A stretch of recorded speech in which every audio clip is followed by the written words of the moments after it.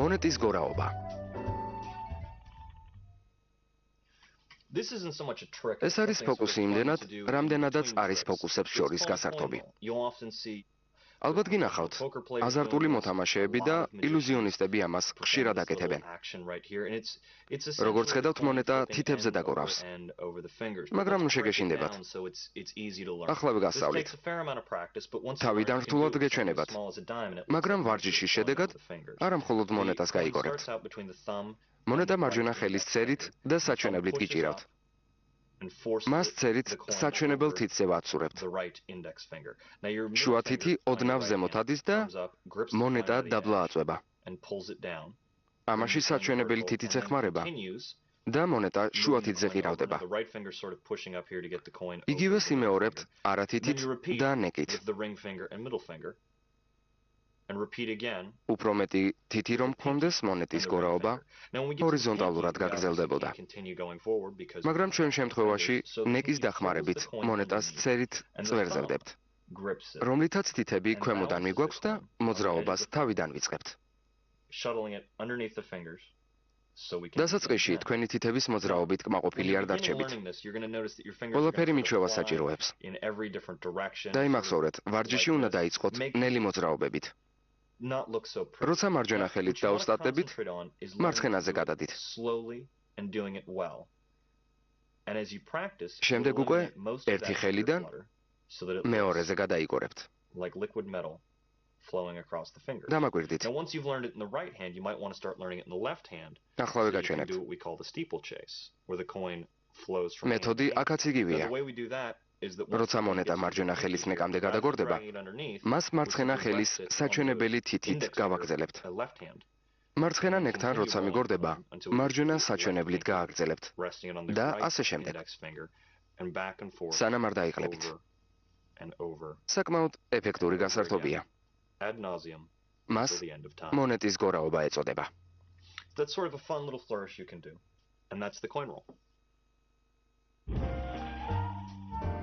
თავგზის აბნევა.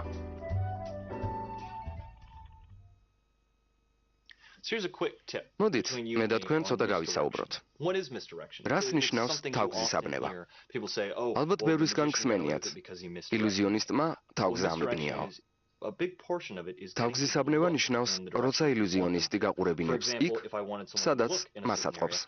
თუ მაგალითად მარცხენა ხელით ხრიქს ვატარებ, მე მინდა რომ ჩემს მარჯვენა ხელს უყუროთ. თქვენ უყურებთ ჩემს მარჯვენა ხელს. ამ დროს მარცხენათი საიდუმლო მოქმედებას ვასრულებ. გეტყვით, ნახეთ, ხელში არაფერი მიჭირავს. ამ დროს კი მარცხენათი საქმეს ვაკეთებ. რაზეც თქვენ მიუთითებთ, აი ამას შეხედეთ, რომ მაყურებელიც მას შეხედავს. ჩვენი მიზანია მაყურებელს ყურადღება იმაზე გადავატანინოთ, რაზეც გვაწყობს. ამისთვის ზოგჯერ საკუთარი სხეულით ვტრიალდებით. თუ ხალხს რამეზე მიუთითებ, საამისოდ საბაბიც უნდა გქონდეს. არ უნდა მიხვდნენ, რომ შენ მათ ყურადღება სპეციალურად გადაატანინე. კარატეს შაქრის პაკეტი გავიხსენოთ. მანდ უფრო დიდი მოქმედება ფარავს მცირეს. მცირეში თითის გაშლას ვგულისხმობ. ესე იგი, ჩვენ გვინდა მაყურებელმა რაღაც დაინახოს და რაღაც ვერ დაინახოს. იმედი მაქვს, ეს თქვენთვის აზრს მოკლებული არ არის, რადგან ჩემთვის ძალიან მნიშვნელოვანია. ეს არის თავგზის აბნევა. კარტის ჩაწყობა. ერთ სწრაფ რჩევას მოგცემთ. მოგეხსენებათ, კარტით უამრავ ხრიქს ატარებენ. ჩვენს დისკზეც არაერთი მაგალითი იხილეთ. შესაბამისად, წინასწარ მომზადებული, ანუ ჩაწყობილი კარტის დასტა მჭირდება.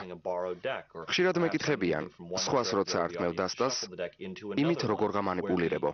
ან ერთი და იმავე დასტით სხვადასხვა ტიპის ფოკუსებს როგორ ატარებო. კარტით სხვა манипуляციები ნახეთ მეორე ტომში. ზოგჯერ კარტის საჭრად საჭიროა. ცხადია, თავისუფლად უნდა იმოქმედო. შენი მოქმედება მაყურებლისთვის დაფარული არ უნდა იყოს.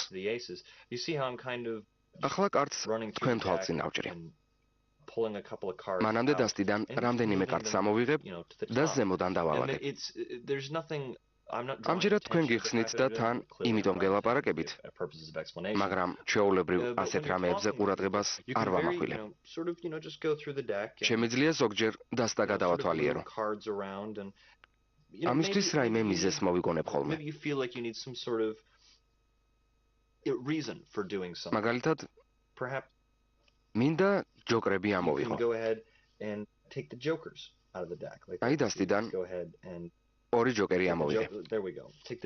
იმიტომ რომ დასტაში თეკვის საბაბი მქონოდა. ამასობაში მე კარტები როგორც მინდოდა ისე ჩავაწყე.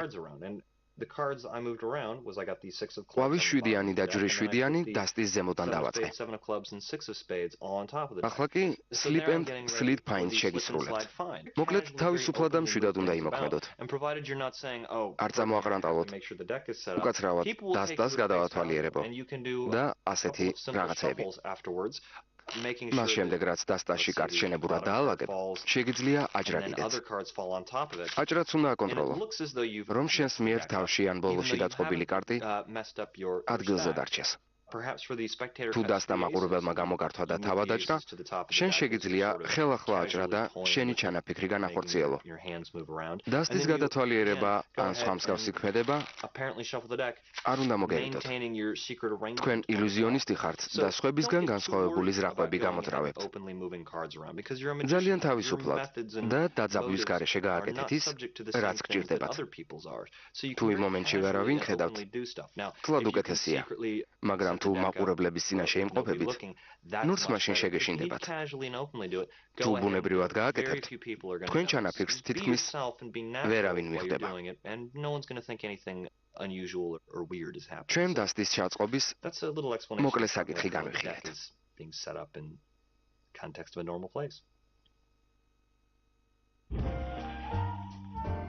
ფრანგული გდება.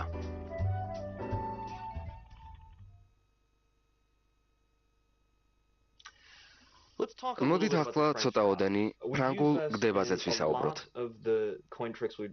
ჩვენ იგი მონეტის გაქრობაში არაერთხელ გამოვიყენეთ. მცირე ზომის საგნების გასაქრობად შესანიშნავი ხეკია. მოდით ამ მეთოდს უფრო ღრმად ჩავეძიოთ. მე თქვენ გაჩვენებთ ყველა ნიუანსს. თუ შეიძლება ჩემი ხელების მოძრაობა ახლო ხედით ვაჩვენოთ. ფრანგული გდებისთვის მონეტის დაჭერის ორნაირი მეთოდი არსებობს. შეგიძლიათ ასე დაიჭიროთ. ასევე შეგიძლიათ ასე. გვერდებით გეკავოთ. ეს ინდივიდუალურია.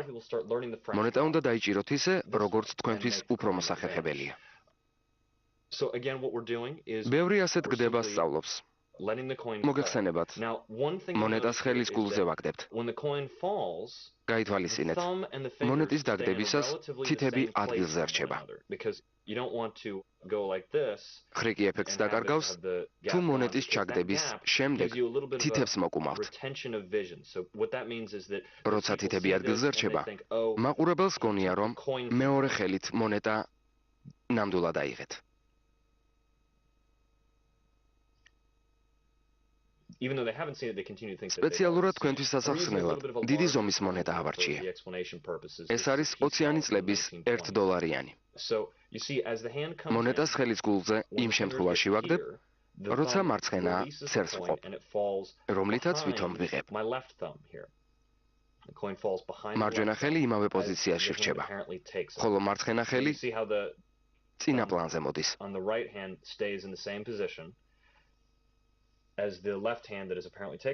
ზემოთ ამაზე უკვე გესაუბრეთ. მუჭი მჭიდროდ შეკრული ნუ გექნებათ. რადგან ეგეთ მუჭი იგულისხმება, რომ არაფერი გიჭირავთ. შეკარით ასეთი მუჭი, რადგან ასეთში შეიძლება რაიმე გიჭირავთ. ახლა გეტყვით მონეტის აღების შემდეგ მარჯვენა ხელს რა ვუყოთ. როგორც გითხარით, როგორც კი მარცხენათი მონეტას ვითომ აიღებთ, იგი წინა პლანზე გამოწიეთ. მარჯვენა კი ამოატრიალეთ და უკან გაწიეთ. ეს შეუმჩნევლად და თავისუფლად უნდა გააკეთოთ.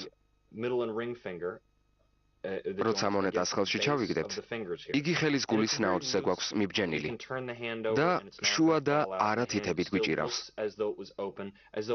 ძალას არ ვატანთ, მაგრამ რომ ამოვატრიალოთ, არ უნდა ჩამოვარდეს. ხელის მტევანი გარედან ისე უნდა გამოიყურებოდეს, თითქოს არაფერი გიჭირავთ. ხელები ერთმანეთისგან უნდა გავწიოთ. გონი ყველა ნიუანს ხედავთ. ამ კუთხიდანაც შეხედეთ. მონეტას ვითომ ვიღებ. ამ დროს ვაგდებ და ხელები ერთმანეთს შორდება. მონეტის ასეთი მეთოდით დაჭერას ის პლუსი აქვს, რომ წერის და საჩვენებლის თავისუფლად გამოძრავება შეგიძლია. One more time, exposed. Again from the front. აი ასე. Exposed. მონეტას ვითომ ვიღებ. And one time. ამ დროს ვაგდებ და ხელები ერთმანეთს შორდება. ეს არის მონეტის დაჭერის საუკეთესო მეთოდი.